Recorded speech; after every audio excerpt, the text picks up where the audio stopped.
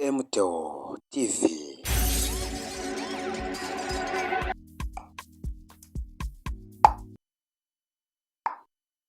donc akareba impamvu zituma bamubanza kugira ngo ajye gukorera amafaranga n'ahandi, akagenda nk'umukozi w'Imana akagenda abwiriza yitwikira ijambo ry'Imana, ariko mu by'ukuri atari ijambo ry'Imana ari kuvuga, ahubwo afite uburyo ki abiziranye n'umutima we ko ari kwikorera uduceri, ko ari kwikorera inoti.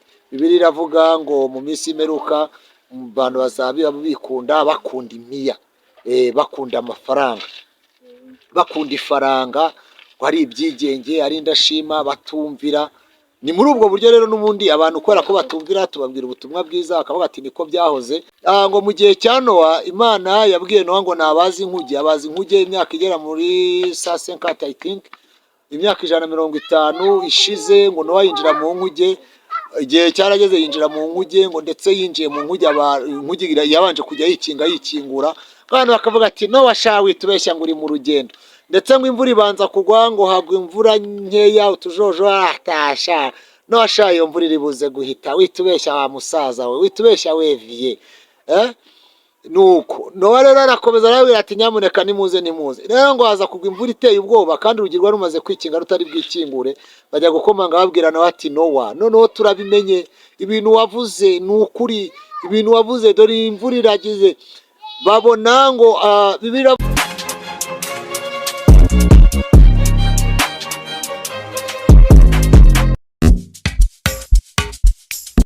MTO TV.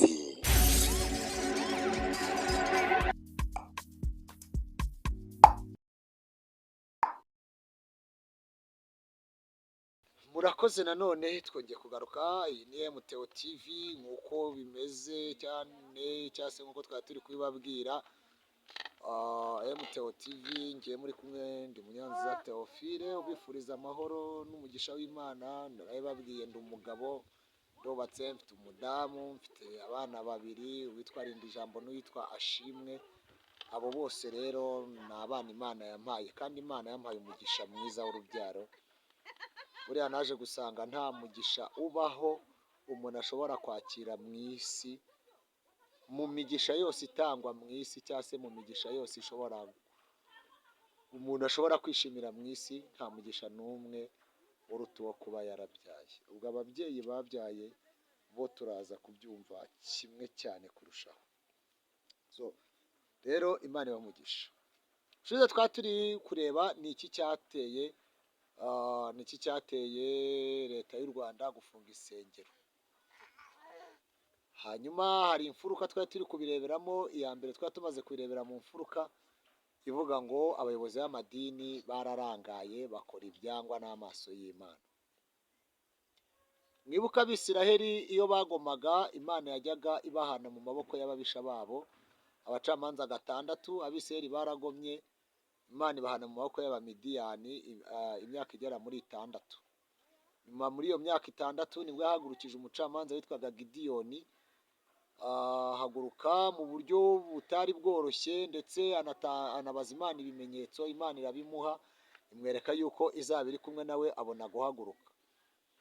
Rero hari abantu bagiye ku bushumba, ariko bagenda atari intama bagiye gushumba, ahubwo bagenda bo bafite imishinga yabo, bafite gahunda zabo, bafite diru zabo, donc bafite icyo bagambiriye n'icyo bagendereye mu murimo, ariko batagiye nk'abakozi b'Imana. Abo rero nibo hari umuririmbyi yavuze ngo abagenda bayembayemba ngo nibo baduteje akaga.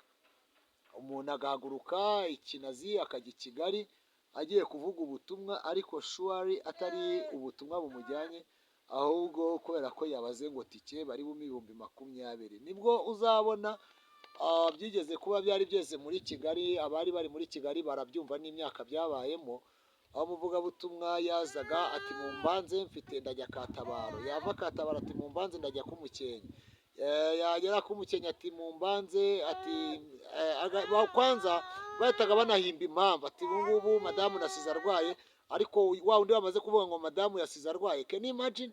Biravuga ngo hanze haza imbwa n'abarozi n'abasambanyi n'umuntu wese ukunda kubeshya akabikora, ariko umuntu agahita atangira akavuga ati njyewe mumbabarire rwose, ubu ngubu ndwaje umugore, cyangwa se barampamagaye aha n'aha, donc akareba impamvu zituma bamubanza kugira ngo ajye gukorera amafaranga n'ahandi, akagenda nk'umukozi w'Imana akagenda abwiriza yitwikira ijambo ry'Imana, ariko mu by'ukuri atari ijambo ry'Imana ari kuvuga, ahubwo afite uburyo ki abiziranyeho n'umutima we ko ari kwikorera uduceri, ko ari kwikorera inoti. Bibiliya iravuga ngo mu minsi y'imperuka abantu bazaba bikunda, bakunda imiya, bakunda amafaranga, bakunda ifaranga, ko ari ibyigenge, ari indashima, batumvira. Ni muri ubwo buryo rero n'ubundi abantu kubera ko batumvira, tubabwira ubutumwa bwiza bakavuga ati niko byahoze, ariko hari igihe, ndetse muzarebe n'uyu munsi ibintu biri gukurikirwa cyane. Iyo ufashe ibishegu ugafata ibintu bitavuga Imana, ibintu biterekeranye, ukumva umuntu araje yise akazina nyine kandi nyine namwe mubona ko gasekeje, abantu bahita bakurikirana bakurikiye ka kajwi gasekeje, bakurikiye utuntu tw'udututsi, utuntu tw'amafuti nyine tudafite shinge na rugero, tutakungura abanyarwanda.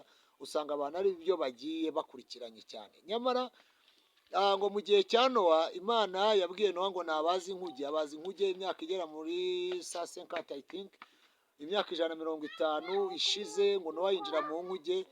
Igihe cyarageze yinjira mu nkuge, ngo ndetse yinjiye mu nkuge, inkuge yabanje kujya yikingura. Abantu bakavuga ati Nowa sha witubeshya ngo uri mu rugendo, ndetse ngo imvura ibanza kugwa, ngo hagwa imvura nkeya, utujojo atasha.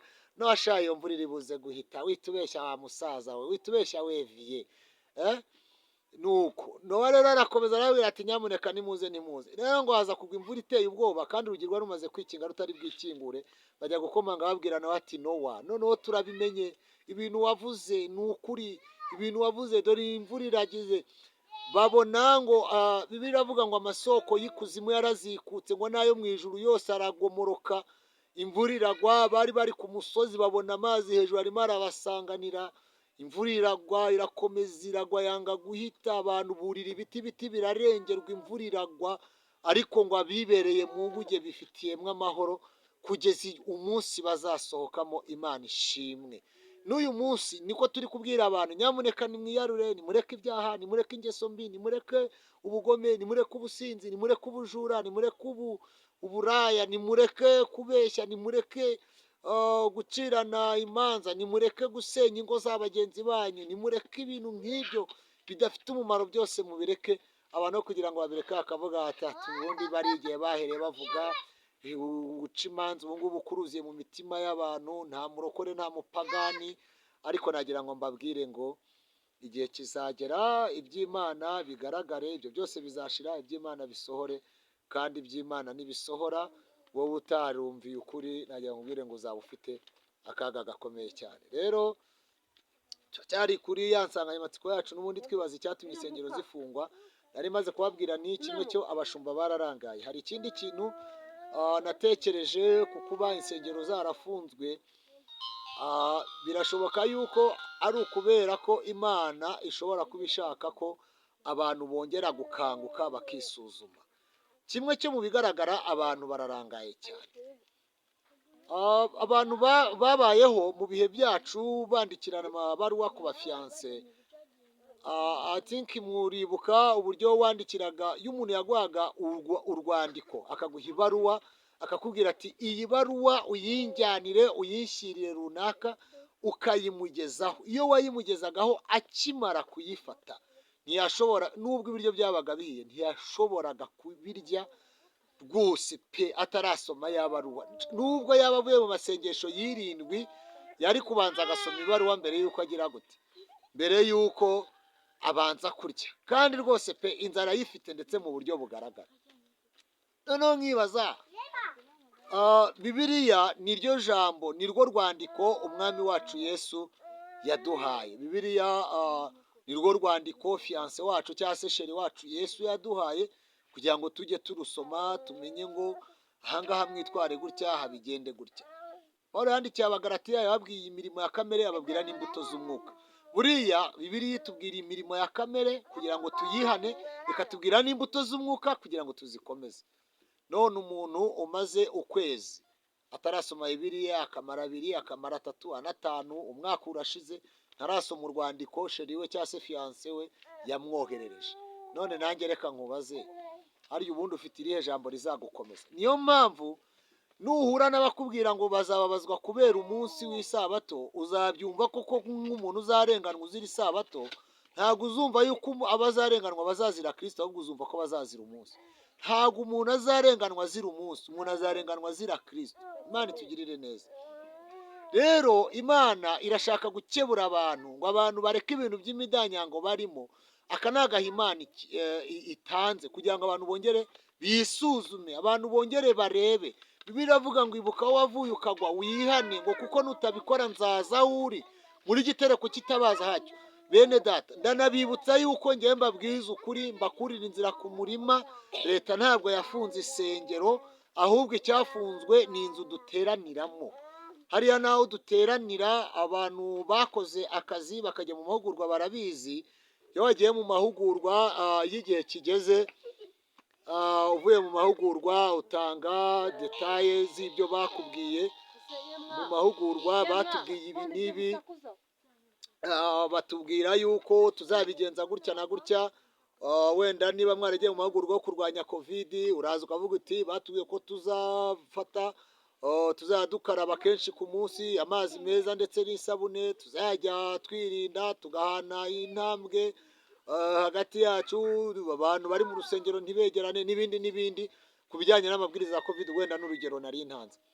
Noneho rero hariya twahaherewe amahugurwa y'uko umukristo akwiye kwitwara, umukristo akwiye kuba intangarugero, umukristo akwiye kuba inyangamugayo, umukristo akwiye kwirinda ikibi n'igisa nacyo, umukristo akwiye kwirinda icyamutandukanye na bagenzi be, umukristo akwiye kwanga ibisenya igihugu cye, umukristo akwiye kwanga ibintu bituma abantu bajya mu ntonganya n'impagarara.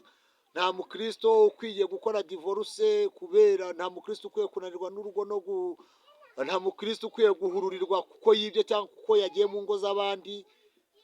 Dufite abakristo muri iyi minsi usanga umugabo bamufatiye mu rugo rwo kwa runaka rwose nta kibazo, ugasanga ejo kandi asubiye no kwa runaka, usanga kandi ku cyumweru umukristo yitwa umukristo ariko nako kageso kagize gute, karanze. So rero kimwe cyo najya mbabwire ngo iri fungwa ry'izi nzu muri kwita isengero, shuwari njyewe nta nubwo mbyita isengero, kuko urusengero nemera ni urusengero rwo mu mutima.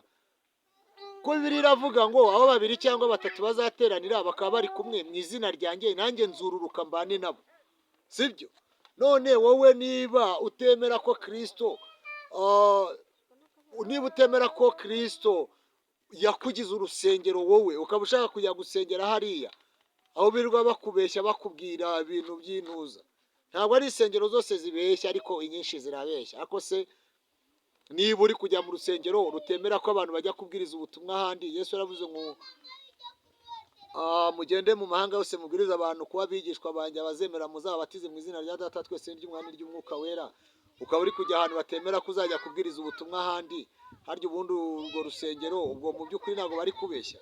Abantu benshi bafite imyumvire itandukanye, ariko ku myumvire ku kijyanye no gufunga insengero, iki kintu bene data mukimenye. Imana irashaka yuko abantu bahuguka, abantu bakongera bakisuzuma, bakongera bakisubiraho, bakongera bakavuga ngo twaraguye, twarakosheje, ubu aka ni akanya muhawe. Ariko ndababwiza ukuri, uyu mwanya muhawe ntabwo uzahoraho. Aka gahe muhawe ko kugira ngo mwumve ukuri kw'ijambo ry'Imana ntabwo kazahoraho. Aka gahe muhawe ko kugira ngo mwongere mwubahishe Imana ntabwo kazahoraho. Aka gahe muhawe ko kugira ngo mumenye ibyo mwagendeyemo bitari byiza mubireke, hanyuma mwongere mwegerane n'Imana, muyibwire muti ngwino Mwami Yesu, turagukeneye buri munsi buri saha. Aka gahe ntabwo kazahoraho bene data. Hari igihe rero muzabyuka musange n'ubundi noneho ari ugusengera mu rugo iwawe wowe n'umuryango wawe. Uzabigenza ute niba no gusenga y'umunsi umwe yarakunaniye, niba no gusenga y'isaha yarakunaniye, niba wumva yuko usenga ari uko wagiye hariya muri ziriya nzu duteraniramo? Hariya niba mubyibuka, na Salomo ari gusenga yaravuze ngo abantu bawe nibaza bakerekeza ibiganza kuri inzu yitiriwe izina ryawe. Ziriya ni inzu zitiriwe izina ry'Imana, ariko inzu z'Imana ni imitima y'abantu. Paul yabwiye Abakorinto, arababwira ngo nimuzi yuko imibiri yanyu ari insengero z'Umwuka wera, mufatire urusengero rw'Umwuka nkarugira urwa maraya. mu yandi magambo mwene data, iyo uri gusambana burya n'urusengero rw'Uwiteka uri murica. Iyo uri gukora ibyaha, uri kunywa inzoga, uri gushyiramo isengero, ni nk'uko wafata imagine abantu barimo barasenga, ugafata urwagwa ukagenda cyangwa inzoga iyo ari yo yose ukagenda ukayimena imbere ya ziriya nzu zitiriwe izina ry'Imana, mu imbere abantu barimo barasenga, ugahita umenamo inzoga cyangwa ugafata amapirimusi n'amabyeri ugatangira gukubitiramo abantu ubaca inguma. Uretse ko ibyo ngibyo byanakozwe birenze, kuko niba abapasiteri n'abapadiri abitwa ngo bari bahagarariye iyobokamana barafashe iya mbere mu kwica abantu muri jenoside, urumva rero n'ibindi babikora, n'ibindi abantu babikora, kandi ukurikije n'ubugome buriho ubona yuko abantu rwose, yewe ubona ubugome buriho burakabije, buri ku rundi rwego. Rero nagira ngo kimwe cyo mbabwire ngo niba ibi bintu bibaye, bantu twisubireho. Umuntu mwarabuze ngo mbese imfatiro zisenwe umukiranutsi yakora iki? Nta kindi, reka nguhe igisubizo. Imfatiro zisenwe umukiranutsi yasenga. Nawe senga, nusenga ntuzasengera, kandi nusenga ntuzicuza. Ndagushimiye Mwami Yesu ko wumvise ibyo twari turi kuvuga, kandi ubishyire mu mitwe y'abantu bizabageze mu ijuru, mu izina rya Yesu Kristo Umwami wacu, amen. Rero mwebwe mwamaze gukora subscribe kuri MTO TV, komeze mugubwe neza, n'ubundi ibiganiro byacu nakagaruka tuzakomeza kubana namwe, kandi tuzakomeza kubaba hafi, kandi turamya tudashidikanya yuko Umwami Uwiteka nawe ari bugufi bw'abamushaka. Ijambo ry'Imana rivuga ngo mushaka Uwiteka byishoboka ko abonwa, umwambaza akiri bugufi. Umunyabyaha nareka ingeso ze, gukiranirwa areka ibyo yibwira. Rero murakoze, turabakunda cyane. Shalom, shalom.